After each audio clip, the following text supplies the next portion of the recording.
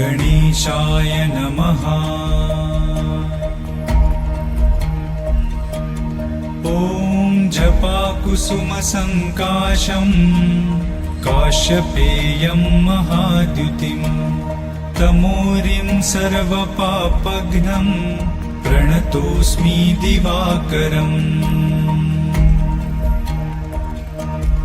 ॐ दधिशङ्खतुषाराभम् क्षीरोदार्णवसम्भवम् नमामि शशिनं सोमं शम्भोर्मुकुटभूषणम्।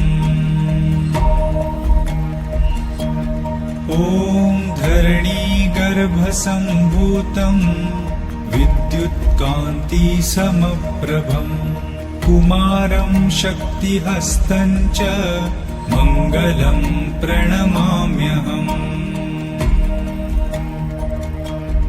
ॐ प्रियङ्गुकलिकाश्यामं रूपेणा प्रतिमं बुधम् सौम्यं सौम्यगुणोपेतं तं बुधं प्रणमाम्यहम्।